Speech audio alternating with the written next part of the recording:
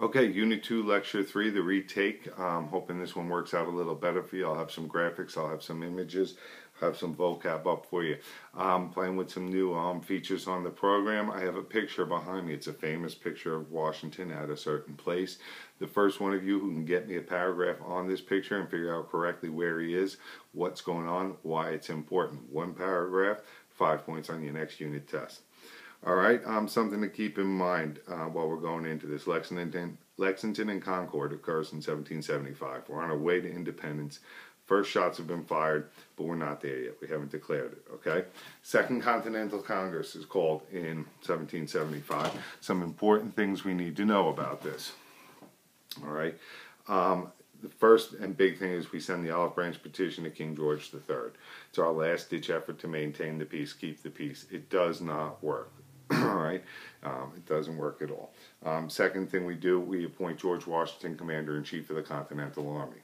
All right. Third, Benedict Arnold, who will become our most famous trader, is sent to invade Canada. And fourth, we create the Army, Navy and Marines. Okay, so before we get into the war then, let's look at some of the strategies that we're going to use and the British are going to use. All right, first, we're fighting a war of attrition. I want you to remember that. We're going to outweight the British, all right? They're far away, and we have different ideas of victories. For us to win the war, the British have to quit.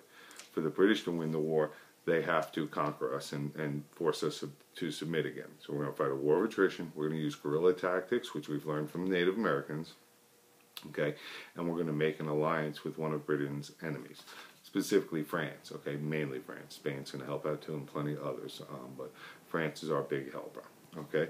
The British are going to try and divide and conquer. They're going to break the colonies in half, north and south. They're going to blockade our ports so nothing gets in or out, try and break us, no supplies coming from France. Those will be their methods, all right? Now, unfortunately, we go through this war really quickly. Like I said, SOLs mandate how much time we can spend on stuff. Hopefully, we're expanding on this a little more in class in your projects and in that overview we did. But I want you to remember a few important battles. All right, the first is Bunker Hill. Remember, Lexington and Concord's shot heard around the world. That starts the war, kind of. Bunker Hill is a big, important battle because we stand our ground against the British. All right, we inflict a lot of casualties, but we hold our own. It builds confidence for the colonists. All right, unfortunately, they run out of ammunition and have to flee. Common sense isn't a battle, but I want you to remember this inspires Jefferson in his writing of the Declaration. His list of grievances comes out of common sense. We'll declare independence on July 4th, 1776.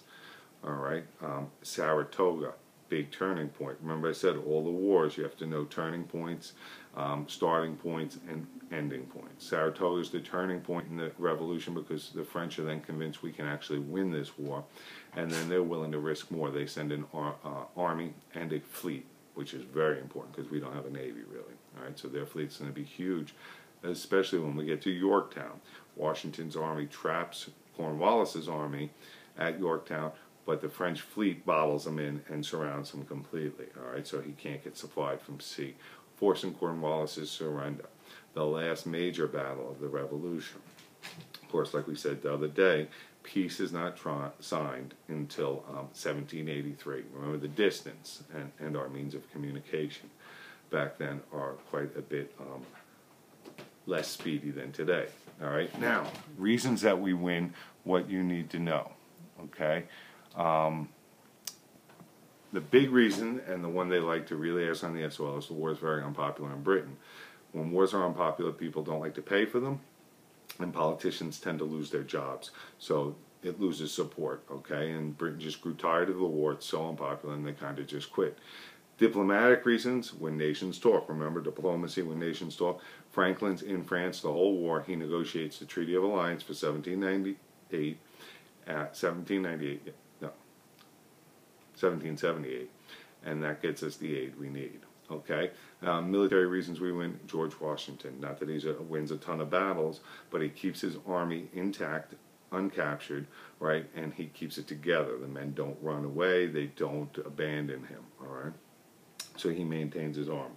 Right, those are the reasons for victory. Remember them.